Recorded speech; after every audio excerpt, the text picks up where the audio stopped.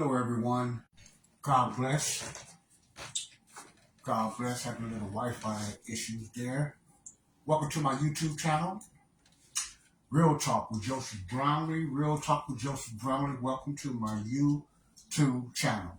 For the ones that's new to this channel, or just tuning in, or just curiosity seekers, my channel is Real Talk about any different type of topics, subjects, or ideas, or many things that's going on around the world, in the neighborhood, in my neighborhood. It's mostly identity YouTube. My YouTube is based on identity, where I just talk about a lot of things on an identity basis. That's what this YouTube is all about. I talk about everything in a biblical perspective. Man, that's dispensational way belief. That's what I teach. That's the way I teach things biblically. But all around conversations is welcome. All around comments is welcome, as long as you keep it clean, and as long as you keep it respectful, and don't come here to diagnose or judge anyone. Okay? Now, comments of helping someone, that's fine, but trying to diagnose it without being licensed, etc., like that, is something I don't even do. I don't recommend that, but I can't stop if you're doing it, but as long as it's clean and respectful, you're not judging anyone. So what this channel is about, I just have different types of, it's like a free content, diverse channel. But anything that I put on here is going to be Christian based. I'm not hiding that. It's going to be in a biblical perspective based. That's what it's for. I'm not here to make a lot of money. I'm not here to do none of that. I'm not here to promote. I'm not here to build on analytics or none of that. I would like to get more viewers, but I'm here to just build up and help people to create their identity. You know, identifying who they are, identifying what they believe in, identifying who they want to become. So that's basically what my YouTube channel is going to be about. Now, my content is basically on things that I have created, as far as music and videos and different things like that, with the help of AI. Because I do utilize AI. I'm going to put it out there. If you're not into AI, you can always find another channel and everything like that. But a lot of my stuff, not a lot, but some of my stuff will be AI content and everything. You know, and I know some people have a lot of believers and Christians have issues with AI. You know, and I can understand why. But a lot of us more, I don't know how to say it, preconceived, or they just look at it in the evil doomsday way or whatever like that when it comes to AI. But my channel is not promoting AI. I'm just letting you know, because I like to be transparent, that some of the videos, not my videos, not what I'm doing now, but if I'm going to make any type of music, I will write. The majority of my music I write. But when it comes to creating music for or a singer for it, that's not me. I do not sing. I do sing, but that's not my singing. That's not my music. It was generated by AI. If you listen to my videos, I want to be transparent, and I like to be honest and put that out there. That's part of being honest about your identity. I have nothing to hide. Now, let's get into the topic that I've been doing for the last few shows. I was going to say podcasts, because I'm used to doing audio podcasts. My battle with the mind. I grew up in a life of fantasy. You might wonder, Joe, what do you mean by that? I grew up always in someone else's life. Well, see, I'm not a good orator. I just put it out there. My thoughts, I grew up in a life that I created reality. Now, many might try to diagnose and just say, you wasn't used to reality, or you couldn't accept reality. Now, a lot of that is true. Part of that is true. Then you may ask, how did that start? I have no idea. That's the part is great. That area is very great in my life.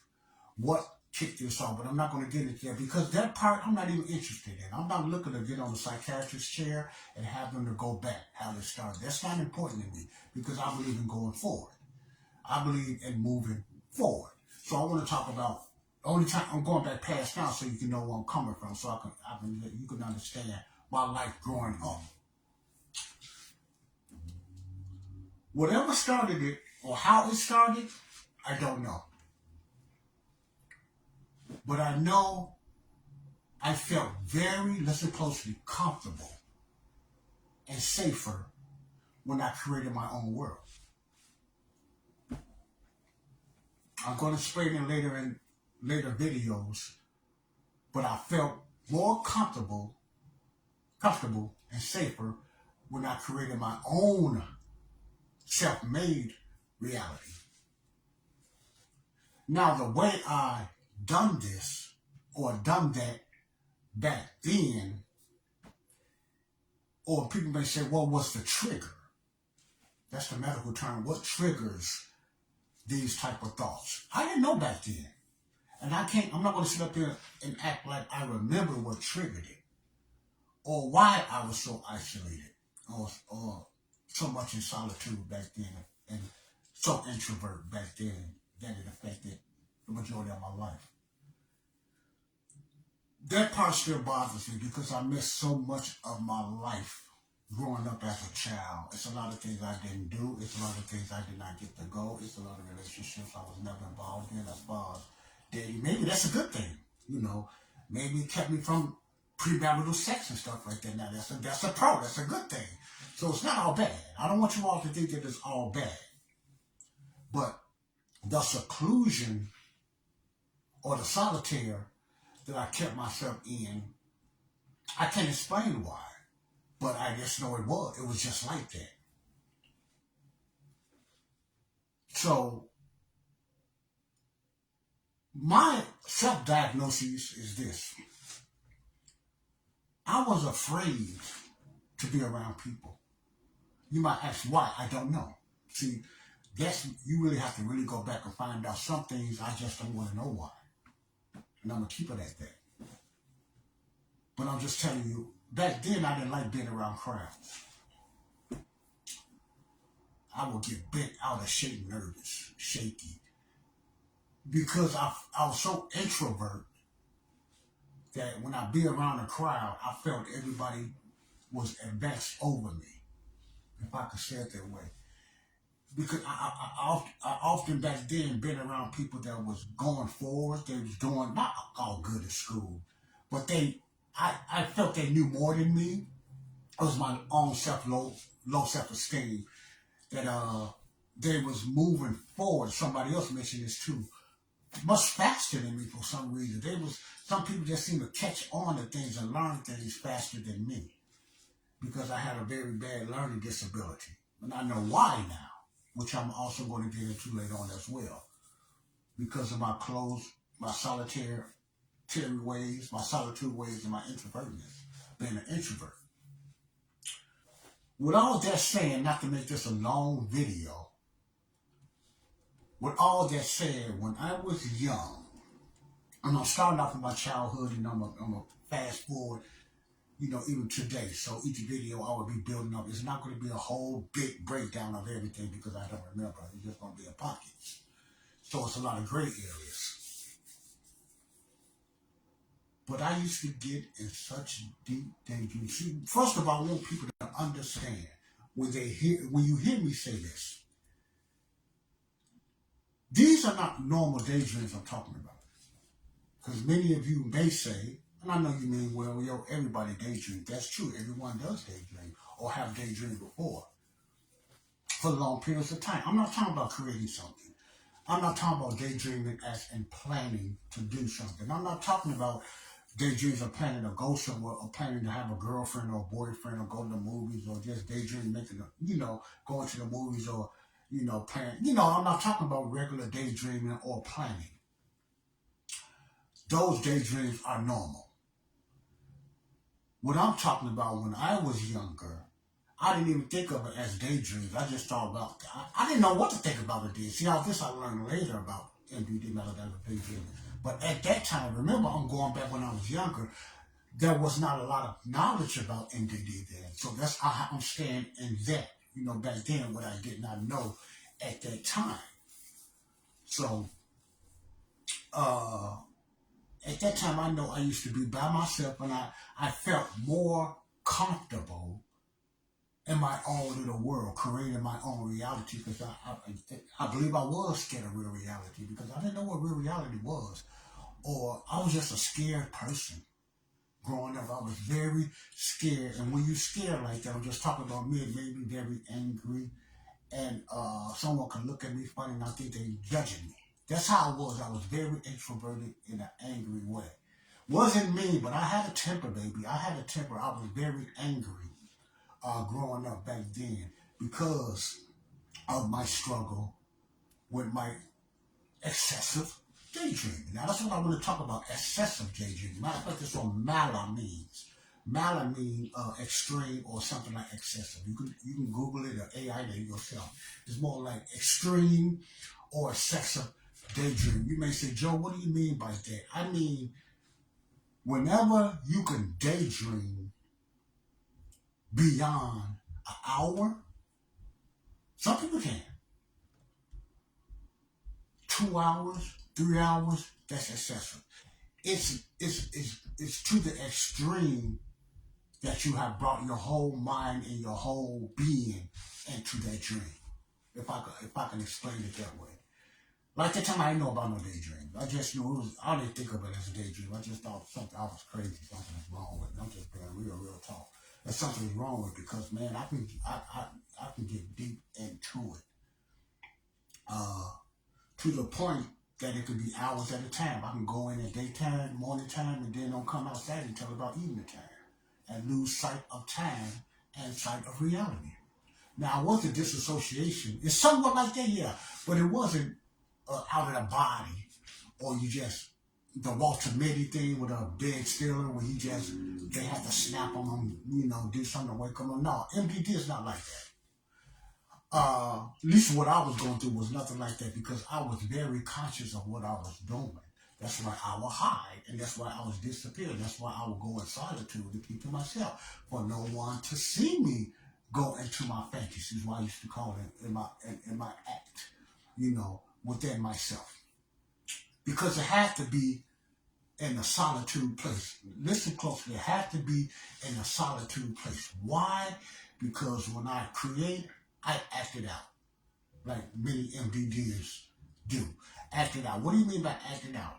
I put my whole self into my thoughts and dream because I had to move.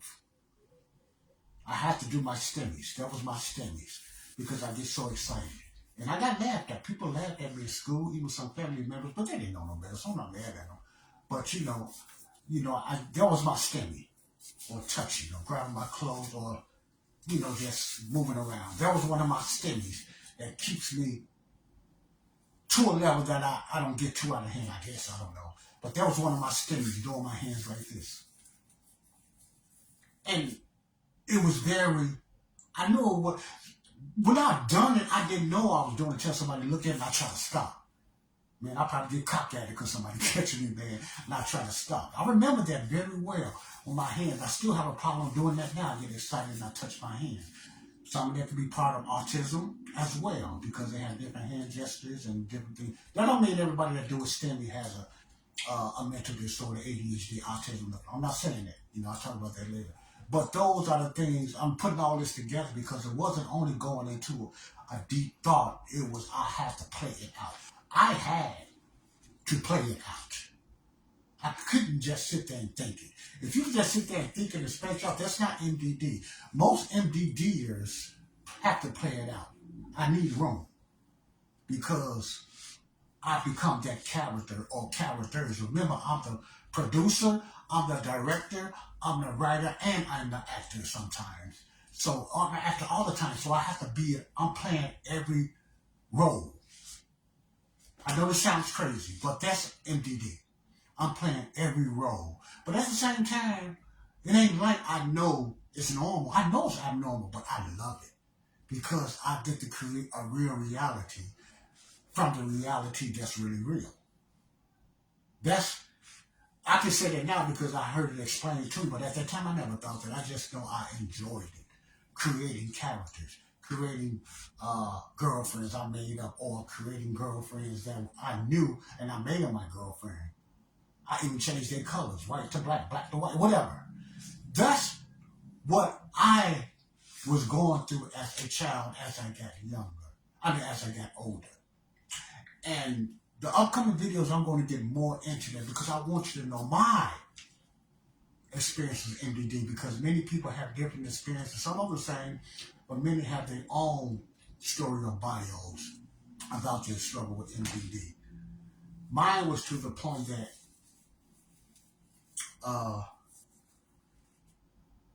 when I come out of it, I'm so drained. They say, well, Joe, what do you mean by Jim, man? I felt like I worked out, or I got a hangover because I can't focus. I can't even focus. I couldn't even focus because I used so much dopamine and adrenaline into that dream. When I'm stopped, it takes a while, man, for me to come back to reality. And I'm just not there.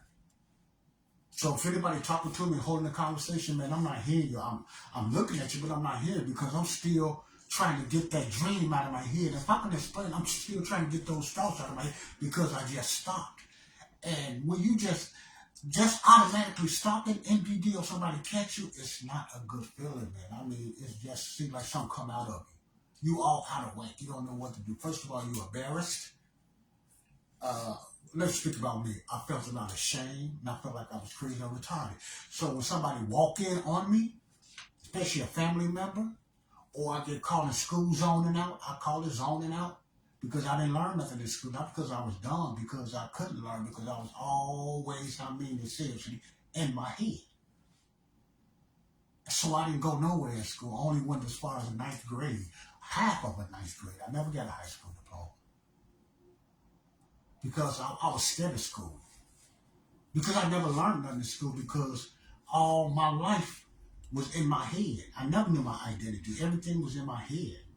Okay? And years and years, I lived that way, even through my older years, which I'm not going to rush to that. I'll get to that later. But I wanted you to know about my childhood, growing up as my childhood. Did I have a happy childhood? I believe most of the time, no. But a lot of times, yes. Why do I say no? Because my happiness was in my head. Did I go to picnics and stuff like that? I've done a lot of things that a lot of kids done with their families, but I never got to enjoy it because I was never all the way there mentally to enjoy it, if you understand what I'm saying. Because I often always had that want to get by myself and do my own daydream, do my own reality show. And sometimes I get caught because I get to doing this and twitching, and I just, man. And when I do, people looking at me funny or something like, I remember that, and it's very embarrassing. So I want to get into more of that. And the next coming up episodes of Real Talk about MDD, my struggle in my head growing up with maladaptive daydreaming. So you guys stay tuned. God bless you all. This is Joseph Brownlee of Real Talk. I'm going to be doing little bits at a time on this show, and not take it too long, because I really want people to understand the seriousness of this condition of MDD. And when you have MDD and you have spectrums of autism and ADHD, and I'm talking about what I have learned the difference between MDD and OCD, because many people think they are the same. Some people try to compare them, and I see why. And I'm gonna just give you a quick of what I learned. The difference between MDD and OCD, is MDD, you enjoy your daydreaming. You want to get rid of it, but at the same time, you love it, you enjoy it. OCD, you have intrusive thoughts that you don't want. See the difference? That's not the total difference, but that's like the difference between maladaptive daydreaming, MDD, and OCD. OCD, you don't want the thoughts. You have all kind of thoughts coming to your head that usually are evil, are against your well-being. MDD, you create them. You want to immerse in them, and you create it. Now, I'm not saying people don't create bad MDD dreams. Mine was more life if it was a cartoon, if it was a soap opera or whatever like that, it had both good and bad, but it was more reality, not demons and nothing like that. But you might have to, I'm sure you have to, MDDs might have that struggle, and uh, whether they like it or not. But if you dislike the intrusive thoughts, it be all types of thoughts in your head or whatever, like you can't stand it, and you try to do things, clean up, do some type of work, you try to do something to keep your mind from going into those bad thoughts, like OCD. MDD, you try to find a way to get into your head because you want to create something. You're not running away from it. You want to get into it, but at the same time, you know it's not normal. You see the difference? One, you want to say, I hate these thoughts. The other one saying, I like these thoughts. But it's still not normal. That's the difference in a small nutshell between MDD, matter of fact, daydreaming, and OCD. You know. So I'm gonna get more into that, and I want to continue on my story. And before people say maybe you had OCD, no, it wasn't OCD. Mine was most definitely 100% MDD. Okay, because I was like best way I can say this is not a master, but an expert of being a dreamer, of making a movie. My daydream was movies. That wasn't short. La La Land. Mine was a movie. I had series. I'm serious. I had series that lasted for a few years. One series that lasted for several years. As I got older, I had to make the characters look a little older, but they had to stay the same. See, that's MDD. That's my MDD. I carried a lot of that with me as I got older into my teens and all the way to my adult years. Through my life of drinking and through my life of smoking. I'm getting into that, man. When I started getting high, I ain't talking about drinking because I couldn't MDD when I was drinking. I'm too out of it. But smoking pot, woo, those was the best MDD times because I could really create more characters, became more real. Now, at that time, I believe I was stepping into a spiritual demonic realm. Because at that time, my creation was so real. I loved that more than reality. And I'm going to get into more of that as I was getting older with my struggle with MDD. Now, God bless you all. Peace out. Joseph Brownlee, Real Talk. Love you all. YouTube channel. Hope you guys just pass this around, look it out, and I hope you get something out. Just try to go through the whole videos. Whatever you like, just leave a comment. What you don't like, just leave a comment. Just be nice and everything. Be plain. And I'll talk to you then. God bless you. Peace out. Real Talk with Joseph Brownlee. Bye-bye.